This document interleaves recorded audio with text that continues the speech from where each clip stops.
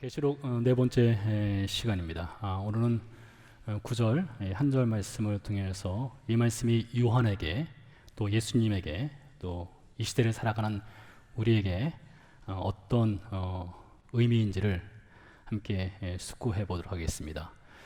본문에서 요한은 자신이 반모섬에서 지금 유배 생활을 하고 있는 이유를 밝히고 있습니다. 그는 말하기를 나는 예수의 환난과 예수의 나라와 예수의 참음에 동참하였으며 하나님의 말씀과 예수를 증언하는 이유로 말미암아 반모섬에서 유배를 당하여 생활하고 있다, 이렇게 증언을 하고 있습니다. 요한의 동역자들이 있습니다. 예수님의 제자들로서 요한과 함께 예수님으로부터 말씀을 배우고 훈련을 받았던 이들이죠. 요한을 제외한 예수님의 제자들은 다 순교를 하였습니다. 아마 그때는 요한이 지금 이 계시록을 쓰고 있는 1세기 말, 대략 한 95년에서 98년에서 시간을 뒤로 돌려서 60년에서 한 70년 사이, 그리고 그보다 약간 이른 시기에 요한의 동역자들은 다 순교를 하였습니다. 이를 두고서 2세기의 기독교 신학자인 터툴리안은 이렇게 증언을 하고 있습니다. 순교자의 피가 교회의 씨앗이 되었다, 이렇게 증언을 하고 있어요. 지상에 세워진 모든 교회들은 예수 그리스도가 흘리신, 십자가에서 흘리신 피 위에 교회가 세워졌습니다. 그리고 그 교회의 생명력은 예수님의 제자들과 예수 그리스도를 믿는 신자들이 흘린 피를 수혈받아서 그 생명이 유지되고 있다 해도 과언이 아닌 것입니다. 그런 여러분, 지금 우리가 이 자리에서 이렇게 신앙생활을 하고 있을 수 있는 것은 우리가 그 십자가 복음의 피를 수혈받았기 때문에 오늘 우리가 이 자리에서 신앙생활을 하고 있다 할 수 있습니다. 요한은 이 계시록을 쓸 당시 그의 나이가 90세 중반 혹은 100세에 가까운 나이였습니다. 칼에 의해서 순교를 당하지 않았지만 요한은 반모섬에서 유배를 당하였고 어디선가 그는 죽게 되죠. 그래서 성경학자들은 요한에 대해서 이렇게 이야기를 하고 있습니다. 요한은 칼에 의해서 순교를 당하지는 않았지만 그는 평생 하나님의 말씀과 예수 그리스도의 복음을 전한 산 순교자이다, 이렇게 요한을 지칭하기도 합니다. 자, 이렇게 하나님의 말씀과 예수 그리스도의 복음을 위해서 살았던 예수님의 제자들, 그리고 신자들을 보면 누구나 할 것 없이 공통적으로 무덤을 남기지 않았습니다. 여러분, 이 메시지는 아주 중요한 의미를 우리에게 부여를 하고 있습니다. 아무도 무덤을 남기지 않았어요. 오늘날 사람들은 그리스를 가거나 이스라엘을 가거나 터키를 가면 무덤을 찾으려고 노력을 합니다. 예수님의 제자들의 무덤, 그 당시 순교의 피를 흘렸던 사람들의 무덤을 찾으려고 무던히 애를 쓰지만 아마 제가 아는 범위 안에서는 거의 다 가짜일 것입니다. 전승에 따라서 이거일 것이다 라고 추정할 뿐이지 실제 무덤을 찾기는 매우 힘들 것입니다. 예수님의 제자들이나 요한, 그리고 그 당시의 신자들은 무덤을 만들기 위해서 산 사람들이 아닙니다. 묘비에 멋진 명언을 남기기 위해서 산 사람들이 아닙니다. 그들은 He is risen, 그는 부활하셨다, 예수 그리스도의 십자가와 예수님의 부활을 전하기 위해서 평생을 산 사람들입니다. 그것이 그들에게 주어진 삶의 영원한 가치였던 것이죠. 저는 여러분, 오늘 이 시간 저와 여러분에게 이 말씀을 가지고 우리가 도전받기를 원합니다. 우리는 세상에서 과연 무엇을 남기기 위해서 살아가고 있는가? 우리가 세상을 떠났을 때에 사람들은 우리를 기억하면서 무엇을 말할 것인가? 그들은 무덤을 남기지 않았습니다. 그들은 이름을 남기지 않았습니다. 그들은 하나님의 말씀과 예수 그리스도의 복음을 남긴 사람들이었습니다. 그들 중에 요한이 있습니다. 계시록의 기록자인 이 요한은 어떤 인물입니까? 요한은 예수님의 12 제자 중 한 사람이죠. 갈릴리 바다 동북쪽에 있는 벳세다 출신 어부였습니다. 예수님께서 요한을 부르시는 장면을 마가복음 1장 19절에서 20절은 이렇게 증언을 하고 있습니다. 조금 더 가시다가 세베대의 아들 야고보와 그 형제 요한을 보시니 그들도 배에 있어 그물을 깁는데 곧 부르시니 그 아버지 세베대를 품꾼들과 함께 배에 버려두고 예수를 따라가니라. 예수님이 갈릴리의 어부인 요한을 선택을 하셨습니다. 왜 하필 요한일까요? 왜 많고 많은 사람들 중에 요한을 콕 집어서 그를 선택하여 그를 부르셨을까요? 어떤 분들은 이렇게 주장을 합니다. 그때 요한은 일을 하고 있었다. 그는 그물을 깁고 있었다. 따라서 그는 부지런하였다. 그는 성실하였다. 그는 부지런하고 성실하기 때문에 예수님께서 그것을 보시고 요한을 선택하여 요한을 부르셨고 그를 제자로 삼으셨다. 고로 우리 인생들도 부지런하고 성실할 때, 일을 할 때에 주님의 선택과 주님의 부르심을 받을 수 있다. 이렇게 적용합니다. 지극히 매우 위험한 비성경적인 해석과 적용입니다. 여러분, 하나님께서 우리를 선택하시고 우리를 부르신다고 하는 것은 우리에게 어떤 조건이 있어서 하나님이 선택할 만한, 하나님이 부르실 만한 어떤 조건이나 삶의 근거가 있어서 하나님이 우리를 선택하거나 부르신 것이 아닙니다. 그럼 왜 하필 요한을 선택했을까요? 왜 하필이면 요한일까요? 왜 하필이면 갈릴리의 어부들일까요? 왜 하필이면 여러분일까요? 이에 대해서 로마서 11장 33절에서 36절 사이에서 바울이 아주 기가 막힌 메시지를 우리에게 주고 있습니다. 이렇게 말을 하고 있어요. 깊도다 하나님의 지혜와 지식의 풍성함이며 그의 판단은 헤아리지 못할 것이며 그의 길은 찾지 못할 것이로다. 여기서 잠깐 끊어보도록 하죠. 바울이 말하고 있어요. 하나님의 지혜와 지식은 풍성하다. 그의 판단은 헤아릴 수 없다는 것입니다. 왜 하필 요한인가? 왜 하필 갈릴리의 어부들인가? 왜 하필 여러분인가? 왜 우리를 하나님이 선택하시고 부르셨는가? 하나님의 판단과 하나님의 지혜와 하나님의 지식은 우리가 헤아려 알 수 없다. 바울이 이렇게 이야기를 하고 있는 것이죠. 더 읽어보면 이렇습니다. 누가 주의 마음을 알겠느냐? 누가 그의 모사가 되었느냐? 누가 주께 먼저 들여서 갚으심을 받겠느냐? 이는 만물이 주에게서 나오고 주로 말미암고 주에게로 돌아감이라. 그에게 영광이 세세에 있을지어다. 아멘. 한마디로 입 닫아라 이겁니다. 선택한 이유를 우리에게서 찾지 말라는 것이에요. 선택한 이유를 요한에게서 찾지 말라는 것입니다. 알 수 없다는 것입니다. 신묘막측하다는 것이에요. 그래서 바울이 뭐라고 말합니까? 그에게 영광이 세세토록 있을지어다. 우리가 할 일은 오직 영광을 돌리는 것뿐이다. 이렇게 말하는 것이지요.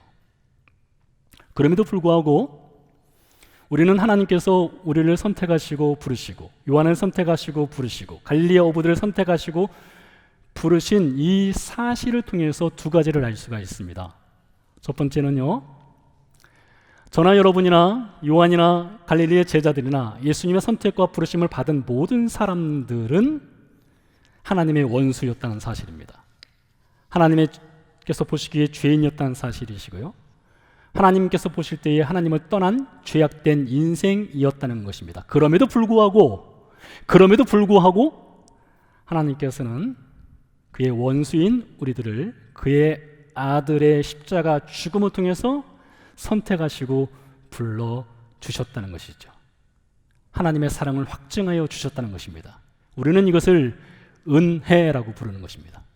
은혜, 값없이 받은 것, 아무 공로 없이 받은 것, 은혜라고 부르는 것입니다. 자, 이렇게 요한이 하나님의 은혜로 부르심을 받고 선택을 받았습니다. 그가 예수님의 제자가 되었습니다. 자, 그런데요, 우리가 읽은 마가복음 1장 19절에서 20절 말씀에 보면 요한이 예수님의 부르심을 받을 때에 그가 먼저 아버지와 품꾼을 버려두었다, 배를 버려두었다, 즉 생업을 내려놓고 예수님을 따랐다, 이렇게 증언이 되어 있는 것을 볼 수가 있습니다. 그래서 요한은 분명 예수님을 따르는 데 있어서 포기한 것이 있고요, 희생한 것이 있고요, 헌신한 것이 있습니다. 그러다 보니까요, 요한에게 어떤 생각이 들어올 수 있는가 하면 나의 희생, 나의 포기, 나의 헌신의 결과로 주어져야 될, 내가 당연히 받아야 할 그 무엇이 있다는 생각이 들어올 수 있습니다. 그것을 흔히 헌신에 대한 대가, 희생에 대한 보상이라고 합니다. 이것은 요한뿐만 아니라 우리들도 다 갖고 있는 것입니다.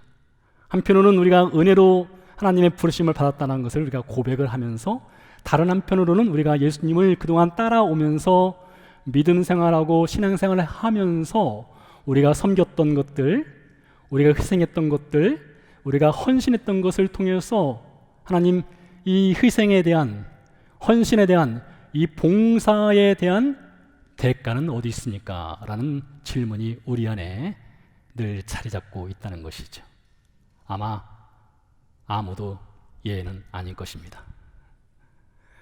누구나 예수님을 따르는 것에 대한 보상을 기대합니다. 그 중에 한 장면을 마가복음 10장에서 확인할 수 있는데요, 마가복음 10장은 예수님이 예루살렘으로 마지막으로 올라가는 장면에 대한 기록입니다. 비장한 각오를 가지시고 예수님께서 예루살렘으로 올라가시면서 제자들에게 말씀하셨어요. 이번에 내가 올라가면 대제사장과 유대 관원들에게 붙잡혀서 모진 고난을 당하고 십자가에서 죽고 사흘 만에 살아날 것이다 라는 말씀을 제자들에게 해 주셨습니다. 그리고 예루살렘을 향해서 올라가고 있었죠. 예수님과 함께 같은 길, 같은 방향, 같은 목적지를 향해서 요한과 제자들이 걸어가고 있었는데요, 그때 요한이 그의 형제 야고보와 함께 예수님께 다가옵니다.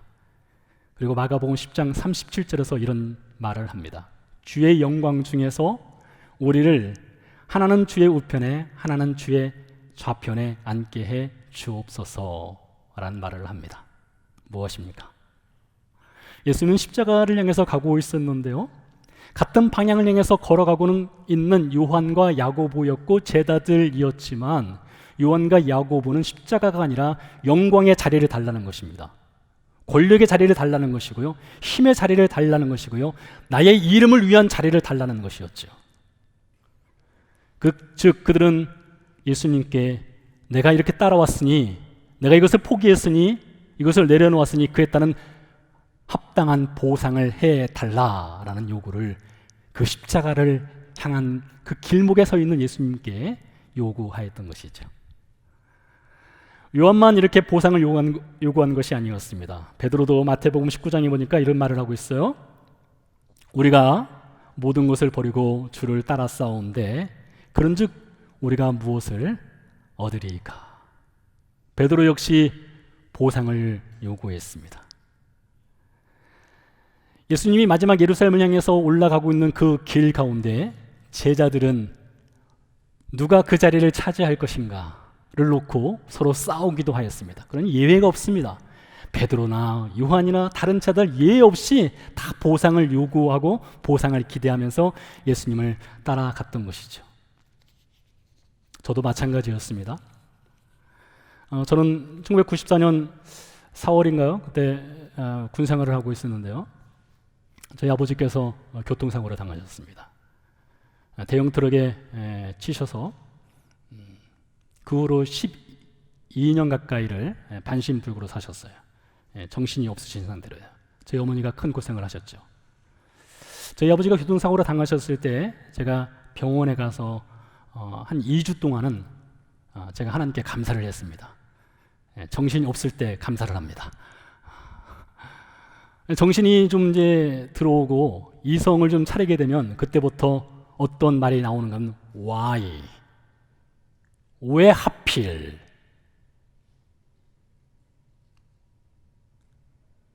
그 질문이 나오게 돼요. 왜 하필이면 접니까?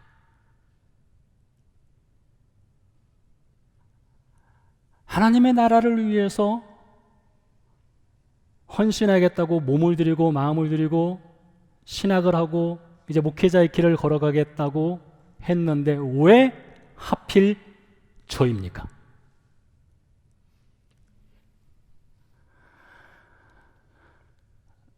은혜는 어디론가 사라지고 그 사라진 자리를 채우는 것은 따름에 대한 보상을 요구하는 그런 마음이 마음속에 자리를 차지하게 되는 것이죠. 여러분, 우리는 모두가 다 그런 길 가운데 있습니다. 은혜인가 보상인가. 그런데요, 이러한 요한이나 제자들이나 저나 여러분이나 그들에게 예수님이 보여주시고 예수님이 행하신 것을 보면 예수님은요, 다듬어 가는 작업을 하셔요. 은혜에서 보상을 향해서 나가는 제자들을 다시 은혜로 돌이키는 작업을 해 나가십니다. 어떻게 하십니까? 말씀을 하시죠. 인자는 섬김을 받기 위해 오신 것이 아니라 섬기러 오셨다.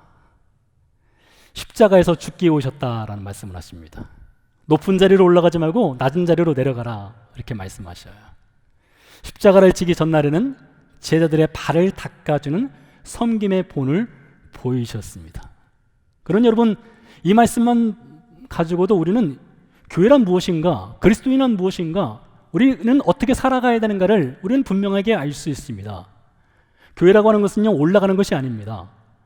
우리 그리스도인들은 올라가는 삶이 아니에요. 우리 그리스도인들은 내려가는 삶을 살아가는 것입니다. 잊혀지는 삶을 살아가는 것이에요. 무명인의 삶을 살아가는 것이에요. 그것을 예수님이 제자들에게 가르쳐 주시죠. 다듬어 가시죠. 그들을 만들어 가시는 것입니다. 은혜에서 보상으로 나가는 제자들을 다시 은혜로 끌어가는 작업을 끊임없이 해 가시는 것이죠.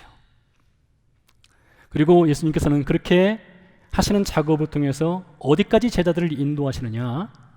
제자들을 예수님의 복음의 동역자가 되는 그 위치까지 끌어가시는 분이 우리 예수님이세요. 여러분도 마찬가지입니다. 저도 마찬가지입니다. 우리로 하여금 예수님의 복음의 동역자가 되는 삶으로 끌어가셔요. 그 대표적인 장면이 요한복음 21장입니다. 요한복음 21장에 보면 베드로가 다른 제자들과 6명과 함께 갈릴리로 돌아가서 고기를 잡는 장면이 나옵니다. 유명한 장면이기 때문에 여러분도 잘 아실 거예요. 예수님이 새벽에 갈릴리를 찾아오셨습니다. 너에게 고기가 있느냐라고 물으셨어요. 그물을 던지라 했고 던졌더니 153마리의 고기를 잡게 되죠. 그리고 예수님께서 조반을 지어서 베드로와 제자들에게 먹여주신 후에 베드로에게 묻지 않습니까? 네가 이 사람들보다 나를 더 사랑하느냐라고 물으셨어요. 베드로가 답을 합니다. 제가 주님을 사랑하는 것을 주께서 아십니다.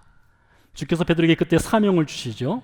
내 양을 치라, 내 어린 양을 먹이라, 내 양을 먹이라 라는 사명을 주셨습니다. 그리고 베드로에게 예수님께서 복음의 동역자로서 그의 마지막 운명을 말씀하셔요.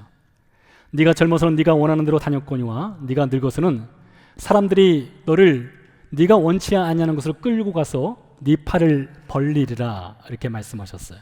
그것은 곧 베드로가 어떠한 죽음으로 하나님께 영광을 돌릴 것인지를 미리 예수님이 말씀하신 것이죠. 자, 그러니 예수님께서 베드로, 그렇게 보상을 바라고 따랐던 베드로를 다듬어 가시고 만들어 가셔서 그를 복음의 동역자로 삼으신 후에 그에게 주신 것은 내 양을 먹이라, 즉 목양을 하라, 너는 이 십자가에서 죽을 것이다, 그리고 나를 따르라, 이 말씀으로 베드로를 동역자로 삼아 주셨어요. 근데 그 자리에 요한이 있었습니다. 베드로는 궁금했던 것 같아요. 자신은 목양에 관한 사명을 받았고 십자가에서 죽는 운명을 받았고 예수님을 따르는 동역자가 되었는데 요한은 어떻게 될 것인가 궁금했던 것 같습니다. 그래서 베드로가 예수님께 물어요. 요한복음 21장 20절에서 22절 말씀에 보니까 이렇게 기록되어 있습니다. 베드로가 돌이켜 예수께서 사랑하시는 그 제자가 따르는 것을 보니, 여기서 그 제자는 요한을 뜻하는데요, 그는 만찬석에서 예수님의 품에 의지하여 주님, 주님을 파는 자가 누구 오니까 묻던 자더라.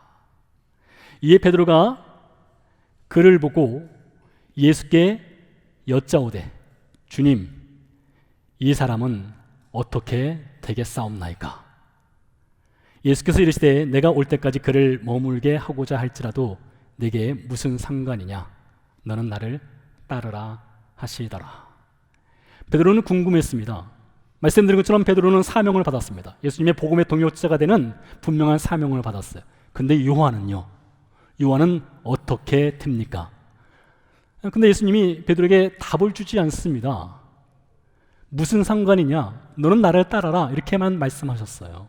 자, 그렇다면 요한에게 예수님은 사명을 주지 않으셨을까요? 요한을 복음의 동역자로 불러주지 않았을까요? 그렇지 않습니다. 베드로보다 앞서서 예수님은 요한에게 사명을 주셨어요. 그 장면이 요한복음 19장 26절, 27절에 나옵니다. 이 장면은 예수님이 십자가 위에서 하신 말씀입니다. 내용은 이렇습니다. 예수께서 자기의 어머니와 사랑하시는 제자가 곁에 서 있는 것을 보시고, 여기서 사랑하시는 제자는 요한을 말합니다. 자기 어머니께 말씀하시되 여자여 보소서 아들이니이다 하시고, 또 그 제자에게 이르시되 보라 내 어머니라 하신대 그때부터 그 제자가 자기 집에 모시더라. 요한이 받은 사명이 무엇입니까? 요한이 받은 사명은 예수님의 어머니 마리아를 평생 돌보는 사명을 받은 거예요. 여러분, 베드로가 받은 그 복음의 동역이라고 하는 사명과 요한이 받은 복음의 동역의 사명의 그 무게를 저울에 올려놓고 측정한다면 베드로는 정말 위대한 사명을 받았었죠. 그는 목양의 사명을 받았습니다. 그는 예수님과 함께 십자가에서 죽는, 예수님처럼 십자가에서 죽는 그런 영광을 누릴 수 있는 사명을 받았어요. 근데 요한은요, 지극히 개인적이고 어찌 보면 가장 작은 사명을 받았습니다. 그에게 주어진 사명은 예수님의 어머니 마리아를 돌보는 사명이었던 것이에요. 그래서 그럴까요? 사도행전을 보면 예루살렘 교회가 개척되고 나서 초기 몇 년 동안은 요한이라고 하는 이름이 등장을 합니다. 요한과 베드로가 같이 예루살렘 교회를 목회를 합니다. 그런데 사도행전 8장을 넘어서부터는 요한이라는 이름이 사라져버려요. 요한은 사도행전에서 사라져버립니다. 베드로는요, 사도행전 9장, 10장, 11장, 12장, 15장에 연거푸서 베드로의 이름이 등장을 합니다. 베드로는 계속해서 예루살렘 교회에서 사역을 이어나가요. 근데 요한은 사라져 버립니다. 요한이 밤모섬에서 오늘 말씀 9절에서 나 요한은 이런 말을 할 때까지 요한은 철저히 잊혀진 인물로 살아갑니다. 무명의 시간을 보내요. 수십 년 동안요. 그런 의미에서 볼 때에 오늘 말씀 9절에서 요한이 말하기를 나 요한은 너희의 형제요 예수의 환난과 나라와 참음에 동참하였다 할 때 요한은 어떻게 예수님의 동역자로서 예수님의 환난과 참음과 나라의 동역을 했을까요? 그에게 주어진 사명, 예수님의 어머니를 돌보는 사명을 감당하면서 그는 예수님의 동역자로 살아왔던 것이죠. 어쩌면 그는 매우 작은 일에 충성한 인물입니다. 그는 보이지 않는 일에 헌신한 인물입니다. 예수님께서 그렇게 하도록 불러주셨어요. 그러나 그는 그 받은 사명을 끝까지 잘 감당하였습니다. 하였던 것이죠. 여러분, 우리 성도들에게, 우리 신자들에게 예수님이 주시는 사명이 있어요. 저와 같은 목사에게는 말씀을 전하는 사명을 주셨습니다. 여러분들 중에는 이름 없이 빛 없이 교회를 섬기시는 분들이 계셔요. 수십 년 동안요. 아무런 대가도 받지 아니하시고 요구하지도 아니하시고요. 여러분들 중에는 아주 작은 것 하나를 감당하고 계신 분들이 계셔요. 마치 요한이 예수님의 어머니를 돌보는 사명을 받은 것처럼 작은 부분을 감당하고 계신 분들이 계셔요. 그런데요, 마태복음 25장의 달란트 비유를 보면 5달란트 남긴 자나 2달란트 남긴 자나 예수님이 동일하게 말씀하시기를 적은 일에 충성하였다 말씀하셨어요. 5달란트 남긴 자에게 너는 큰 일, 2달란트 남긴 자에게는 적은 일이 아니라 동일하게 적은 일에 충성하였다 하셨습니다. 그러니 여러분, 여러분이 하고 있는 그 모든 사명의 자리는 경중이 없는 것입니다. 크고 작은 것이 없는 거예요. 목사는 큰 일을 하는 것이고 여러분은 작은 일을 하는 것이 아닙니다. 다 적은 일입니다. 다 작은 일이에요.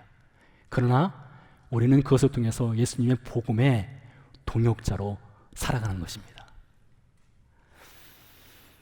요한복음 19장 27절 말씀을 한 번 더 읽어드리겠습니다. 또 그 제자에게 이르시되 보라 내 어머니라 하신데 그때부터 그 제자가 자기 집에 모시더라. 말씀드린 것처럼 요한이 받은 그 복음의 동역의 사명은 예수님의 어머니를 돌보는 사명을 그가 받았습니다. 그런데요, 요한과 예수님의 어머니는 가족 관계가 아니었습니다. 그렇기 때문에 예수님이 그 가족 관계를 만들어 주신 것이죠. 그 십자가 상에서요. 이것이 매우 중요한 의미를 우리에게 던져주고 있어요. 특별히 우리 새소만 교회를 향해서요.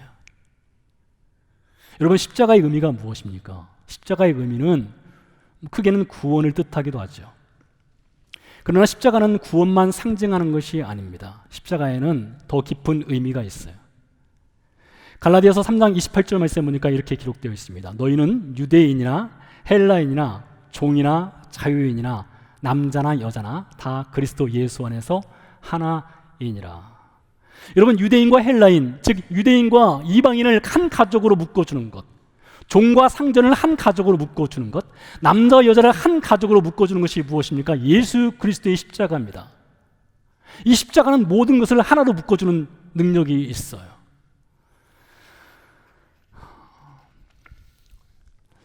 올해 우리 교회는 후반기에 포도원을 새롭게 개편을 하기 위해서 준비하고 있습니다. 저도 기도하고 있고요. 포도원 직위님들 열심히 기도하고 있으리라 생각을 합니다. 포도원 개편과 관련해서요, 우리는 교회 공동체가 무엇인지를 생각을 해볼 필요성이 있습니다. 교회 공동체는 같은 취미를 갖고 있는 사람들이 모이는 클럽이 아닙니다. 교회 공동체는 같은 전공을 하는 사람들이 모이는 학교가 아니에요. 교회 공동체는 나와 타인이 십자가로 연결되는 것이 교회 공동체입니다. 나와 타인. 여러분, 나와 타인이 하나가 된다는 것은 매우 힘든 것입니다. 챌린지가 되는 것이에요. 쉽지 않은 것입니다. 이것은 우리가 삶을 살아가면서 다 알고 있는 사실이에요. 그러나 교회 공동체는 이 십자가를 통해서 하나로 묶여야 한다는 것이 교회 공동체를 향한 예수님의 명령입니다. 그러니 여러분, 우리가 포도원을 새롭게 개편하는 데 있어서 여러분, 나와 코드가 맞는 사람, 나와 성격이 같은 사람, 나와 잘 어울릴 만한 사람, 그렇게만 모인다면 그건 클럽입니다. 그건 학교예요. 그건 교회 공동체가 아닌 것이죠. 예수님 말씀하셨습니다. 너희를 사랑하는 사람만 너희가 사랑하면 무슨 상을 받겠느냐? 세리도 그만큼은 하지 않느냐? 예수님과 동역한다는 것은요, 예수님의 복음의 동역자가 된다는 것은 세상에서 무슨 거창한 일, 대단한 일을 하는 것이 아닙니다. 지금 내 자리에서 타인과 내가 십자가로 하나로 묶이기 위해서 노력하는 것입니다. 해보는 거예요. 편한 사람들께만 있는 것이 아닙니다. 좀 불편하지만 하나가 돼보는 것입니다. 그것이 바로 십자가가 주는 능력인 것이에요. 요한이 그렇게 살았다는 것입니다. 요한이 받은 사명, 예수님의 어머니를 평생 자신의 어머니로 모시고 사는 사명, 그 사명을 갖고 살았고 요한이 고백하는 것이에요. 나는 예수의 일에 동역하였고 동참하였다, 이것이죠. 9절 말씀의 의미를 한 걸음 더 들어가서 보도록 하겠습니다. 나 요한은 너희의 형제요 예수의 환난과 나라와 참음에 동참하는 자라. 자, 여기서 예수의 환난이 나오고 예수의 나라와 예수의 참음이 나오는데요, 요한계시록 기록자인 이 요한은 성경을 여러 권을 썼습니다. 우리가 알고 있는 요한복음을 썼고요, 요한 1서, 요한 2서, 요한 3서를 썼고 또 계시록을 쓴 인물이 요한입니다. 예수님의 생애를 기록한 이 요한은요, 사복음서의 기록자인 마태, 마가, 누가에 비해서 예수님에 대해서 아주 디테일하게 깊이 있는 내용을 썼습니다. 그래서 요한복음이 쉽지 않아요. 요한은요, 예수님의 하나님 되심을 분명하게 요한복음 1장부터 기술해 나갑니다. 요한복음 1장 1절, 태초에 말씀이 계시니라 이 말씀이 하나님과 함께 계셨으니 이 말씀은 곧 하나님이시라. 요한은 예수님의 하나님 되심을 분명하게 알고 있었죠. 요한복음 1장 14절, 말씀이 육신이 되어 우리 가운데 거하심에 우리가 그의 영광을 보니 아버지의 독생자의 영광이요 은혜와 진리가 충만하더라. 요한은요, 하나님이신 예수님이 이 땅에 사람의 몸을 입고 오셨다는 것을 분명하게 알고 요한복음 1장 14절에 기록을 했습니다. 그러니 요한이 알고 있는 예수님은 하나님이셨습니다. 하나님이신 예수님이 사람이 되셨다는 것을 요한은 알고 있었어요. 더불어서 요한은요, 예수님이 인간으로 평범하게 사셨다는 것도 잘 알고 있었습니다. 요한복음 4장, 예수님이 사마리아 수가성에 도착했을 때 요한은 예수님의 육신이 피곤하여 지쳤다라고 이야기를 하고 있습니다. 피곤하여 지쳤다. 요한복음 11장, 예수님이 나사로가 죽었다는 소식을 듣고 그 자리에 갔을 때에 예수님이 눈물을 흘리셨다라고 요한은 이야기를 하고 있습니다. 무엇입니까? 요한은 예수님이 하나님 되심을 알았을 뿐만 아니라 예수님이 평범한 인생으로 이 땅에서 사셨다는 것 역시 요한은 잘 알고 있었어요. 그것뿐이 아닙니다. 요한은 하나님이신 예수님이 이 땅에 내려오셔서 평범하게 사셨을 뿐만 아니라 평범함을 지나쳐서 한 단계 더 아래로 내려가서, 아래층으로 내려가서 십자가에서 죽으신 예수님을 요한은 아주 자세하게 그의 복음서에서 기록을 하고 있습니다. 그 중에서요, 예수님이 십자가에서 못 박혀 죽어가는 장면 중에 로마 군병들이 예수님의 옷을 제비 뽑아 나누어 갖는 장면의 기록이 마태, 마가, 누가, 요한복음 이 사복음서에 다 기록이 되어 있습니다. 예수님의 옷을 로마 군병들이 제비 뽑아 나눠 갖는 장면이요. 이게 왜 예수님의 옷을 나눠 갖는 것이 무슨 의미가 있기에 이것이 사복음서에 다 기록이 되었을까요? 왜냐하면 그 장면은 구약성경 시편 22편 19절 말씀에서 시편 기자가 장차 메시아가 어떠한 죽음으로 하나님께 영광 돌릴 것인지를 예언한 것이 성취된 장면이기 때문에 그렇습니다. 시편 22편 19절 말씀에 보면 시편 기자가 이렇게 노래를 합니다. 내 겉옷을 나누며 내 속옷을 제비 뽑나이다. 잘 들어보세요. 내 겉옷을 나누며 내 속옷을 제비 뽑나이다 라고 시편 기자가 메시아의 죽음에 관한 예언을 했어요. 그것이 예수님이 십자가에 못 박히셨을 때에 그 말씀이 그대로 성취가 된 것입니다. 그래서 마태도 마가도 누가도 로마 군병들이 예수님의 옷을 제비 뽑았다라고 기록을 한 것이에요. 자, 그런데요, 마태, 마가, 누가와 요한의 기록에 차이점이 있습니다. 좀 집중을 하셔야 될 것 같아요. 마태, 마가, 누가는요, 그냥 간략하게 로마 군병들이 예수님의 옷을 제비 뽑아 나눠 가졌다 이렇게 기록을 했습니다. 그런데 요한은 좀 특이하게 기록을 했어요. 요한은 기록하기를 로마 군병들이 예수님의 겉옷과 예수님의 속옷을 제비 뽑아 나눠 가졌다라고 기록을 하고 있어요. 따라서 요한은 시편 22편에서 시편 기자가 예언한 그대로 복사해서 요한복음에 기록을 해 놓은 것이지요. 그러니 여러분, 예수님이 십자가에 못 박히셨을 때에 예수님은 완전히 네이키드한 상태에서 십자가에 못 박히신 것입니다. 우리가 보는 성화, 예수님이 십자가에 관련된 성화에는 예수님이 아랫부분을 가렸죠. 근데 실제는 그렇지 않다는 것입니다. 시편의 증언과 요한복음의 기록자인 요한의 증언에 따르면 예수님은 속옷조차도 벗긴 당한 상태에서 죽으셨다는 것입니다. 왜 예수님이 십자가에 못 박히시기 전에 시장 골목을 통과했을까요? 왜 예수님이 십자가에 못 박히신 현장은 사람들이 잘 볼 수 있는 언덕배기 위에서 예수님이 십자가에 못 박히셨을까요? 왜 예수님이 죽으신 다음에 사람 죽으시는 그 현장에 군중들이 몰려왔을까요? 이 십자가 죽음이라고 하는 것은 단순히 죄인으로 하여금 최대한 고통을 받으면서 천천히 죽어가도록 하기 위해 고안된 것이 십자가 처형이 아닙니다. 십자가 처형은요, 독일 신학자 디트리 본헤퍼의 말을 빌리자면 십자가 처형이라고 하는 것은 단순히 육신의 고통을 최대한 줘서 죽이는 것이 아니라 십자가 처형은 굴욕과 수치와 부끄러움을 주기 위한 처형이다. 네, 그렇습니다. 십자가 처형은요, 단순히 육신을 죽이는 것이 아닙니다. 십자가 처형은 굴욕을 주는 것이에요.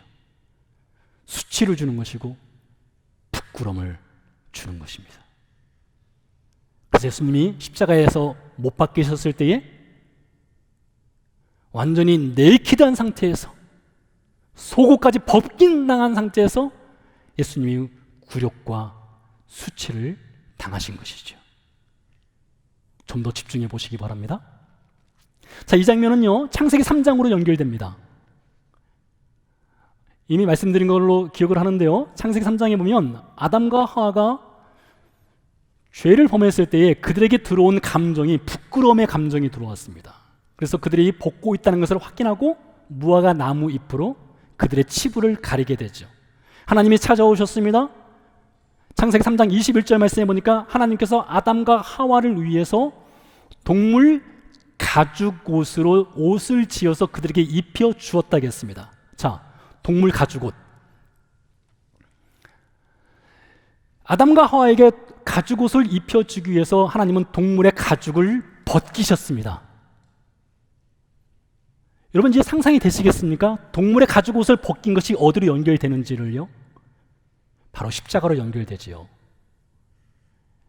예수님이 십자가에 못 박히셨을 때에 겉옷을 벗김당하고 속옷을 완전히 벗김당했습니다. 마치 창세기 3장에서 동물이 희생당하고 가죽의 벗김당하는 것처럼 예수님도 완전히 벗김당했어요. 그렇게 예수님은 굴욕과 수치와 부끄러움 속에서 십자가에서 죽으셨던 것이죠. 그런데요, 히브리서 12장에 보면 12장 2절 말씀에서 히브리서 기자가 예수님이 십자가에서 죽는 장면, 그 굴욕과 수치와 부끄러움 속에서 죽는 장면을 이렇게 표현을 하고 있습니다. 그는, 예수님이시죠? 그는 그 앞에 있는 기쁨을 위하여 십자가를 참으사 부끄러움을 개의치 아니하셨다. 다시 말해서 십자가에서 속옷까지 벗긴 당하는 부끄러움이 있었지만, 속옷까지 벗긴 당하는 수치와 굴욕을 당했지만 예수님 안에는 기쁨이 있었다는 것입니다. 여러분, 기쁨과 부끄러움이 공존을 하고 있어요. 기쁨과 수치와 굴욕이 공존하고 있는데 굴욕과 수치와 부끄러움을 충분히 이겨낼 수 있는 그 기쁨이 십자가에 예수님께 있었다는 것입니다. 그 기쁨이 무엇입니까? 바로 여러분입니다. 바로 요한이고요, 바로 제자들입니다. 바로 예수 그리스도를 믿는 신자들입니다. 여러분을 구원하시는 기쁨이 너무나 크시기 때문에 속옷까지 벗긴다는 그 굴욕조차도, 수치도 부끄럼도 넉넉하게 참을 수 있는 그 기쁨이 예수님께 있었다는 것이지요. 그 결과가 바로 우리입니다. 나 요한은 너희 형제와 예수의 환난과 나라와 참음에 동참하는 자라. 이 의미를 좀 더 진행해 보도록 하겠습니다. 이 말씀은요, 요한이 예수의 환난과 예수의 나라와 예수의 참음에 동참하는 것, 이렇게 표현할 수도 있지만 반대로 예수님이 요한의 환난과 요한의 나라와 요한의 참음에 동참하고 있는 것으로 볼 수도 있습니다. 왜 그렇습니까? 요한은 지금 반모섬에 있습니다. 그는 홀로 유배를 당하고 있습니다. 노년의 나이입니다. 어떻게 먹고 어떻게 살아야 될지 앞길이 캄캄한 가운데 외롭게 홀로 반모섬에 있었습니다. 근데 사실 그는 혼자 있지 않았습니다. 왜요? 계시록 1장 1절 말씀에 보니까 예수 그리스도의 계시라는 말씀을 통해서 예수님이 요한을 찾아오셨습니다. 요한은 반모섬에 홀로 있지 않았어요. 예수님이 그를 찾아오셨습니다. 그와 함께 하셨습니다. 사실 그 전에 마태복음 28장 20절 말씀을 통해서 예수님은 이미 요한과 제자들에게 약속을 주셨어요. 볼지어다 세상 끝날까지 내가 너희와 항상 함께 있으리라.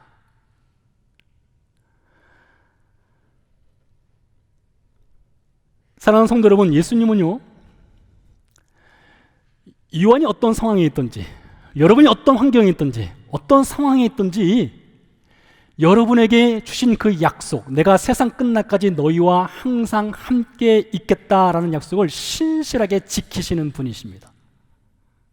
그래서 히브리서 4장 15절에서 히브리서 기자가 이렇게 우리에게 증언을 하고 있습니다. 우리에게 있는 대제사장은 우리의 연약함을 동정하지 못하실 이가 아니다. 여러분의 연약함을 동정하신대요. 여러분의 연약함을 아신다는 것입니다. 여러분의 현실을 아신다는 것이에요. 여러분의 현실이 얼마나 무거운 짐을 지고 가고 있는지 예수님이 잘 알고 계실 뿐만 아니라 그 가운데 동역자로서 동참하시는 분이 우리 예수님이시라는 것이죠. 혹 여러분 가운데 삶의 의미를 잃고 살아가시는 분이 계십니까? 이번 생은 망했다라고 생각하시는 분들이 계십니까? No, 절대 그렇지 않습니다. 여러분은 망한 인생이 아닙니다. 여러분의 삶은 충분히 의미가 있습니다. 왜요? 예수님이 그 자리에 계시기 때문입니다. 여러분, 우리는 모두가 다 인생의 짐을 지고 살아가고 있습니다. 저도 인생의 짐이 있고요, 여러분에게도 인생의 짐이 있습니다. 누구의 짐이 가장 무거울까요? 여러분의 인생의 짐을 여기 저울을 놓고 다 올려놓는다면 누가 가장 무게감이 있을까요? 아마 각자의 짐이 제일 무거울 것입니다. 얼마나 짐이 크냐 작냐, 그게 중요한 것이 아니라, 경중이 중요한 것이 아니라 내 짐이 가장 무거운 것입니다. 내 삶이 가장 힘든 것이고요, 내 삶이 가장 어려운 것이에요.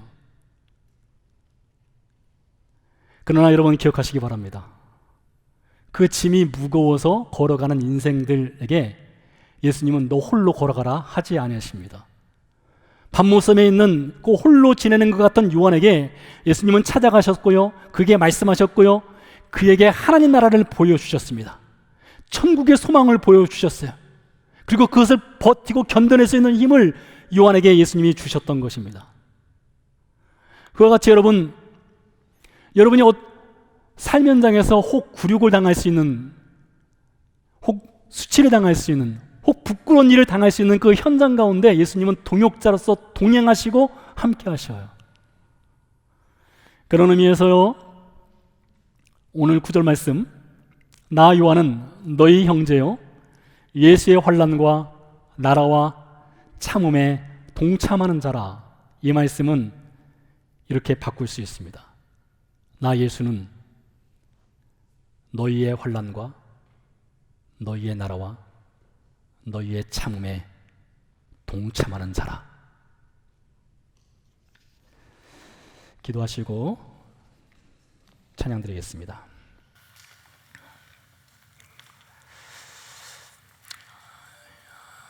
예수님은 하늘에서 평범한 인자로 이 땅에 내려오신 분입니다. 평범함을 지나쳐서 평범함의 아래층 십자가로 올라가신 분이십니다. 우리를 살리기 위해 굴욕과 수치의 십자가를 기꺼이 기쁨으로 짊어지셨습니다. 거기서 멈추지 않으셨습니다. 우리의 짐을 평생 같이 함께 짊어지시겠다, 결코 홀로 내버려 두지 않겠다 말씀하셨습니다. 그렇게 예수님은 우리의 삶에 동역을 하고 계셔요. 우리 잠시 조용히 묵상을 하겠습니다. 나와 짐을 지시는 예수님, 동행하시는 예수님, 그 예수님 우리의 삶의 의미가 되게 해주옵소서. 우리의 삶의 기쁨이 되게 해주옵소서.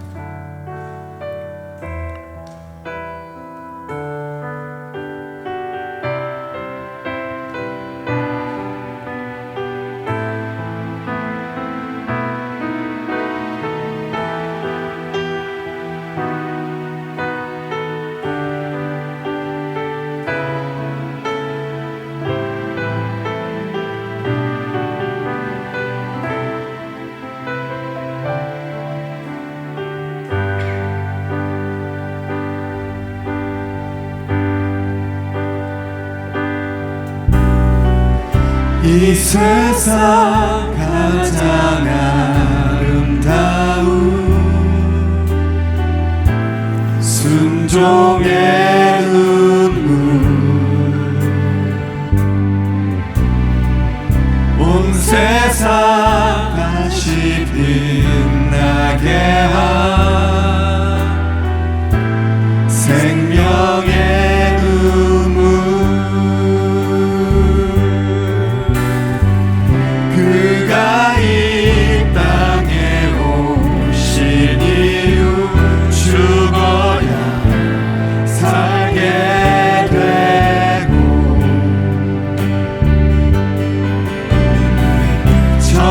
져야만 승리하는 놀랍고 영원한 승리, 지으신 그대로 회복시킨 우리의 창조주 그리스도, 십자가의 길로 아버지 뜻 이루셨네. 그가 이 땅에 오신 이유, 이제 우리에게 맡겨진 그 소망, 그 사랑, 그 생명, 아름답고 눈부신 십자가의 길, 우리가 이 땅에 살아간 이유. 우리 시간 같이 기도하도록 하겠습니다. 나 예수는 너희의 환난과 나라와 참음에 동참하는 자라.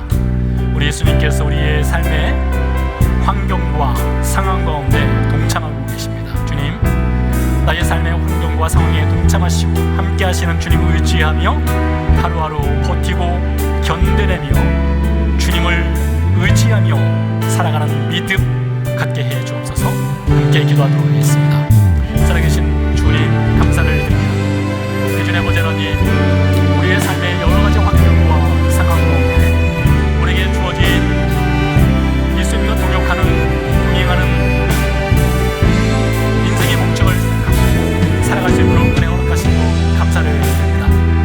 우리를 위해서 하늘보다를 보내시고 평범한 인생을 오셨고 평범한 자체에서 십자가의 낮은 자리로 내려가시므로 우리를 원하시길 기뻐하신 예수님, 우리의 삶의 환경과 상황 가운데 홀로 내버려도 이야기하시고 바쁠 수 없는 우리 인생을 찾아오시고 만나주시고 동행하시고 동역하시는 예수님이 계시기에 우리 아버지 하나님, 우리가 오늘 하루를 살아갈 수 있으며 버티고 견뎌낼 수 있음을 주 앞에 고백을 드립니다.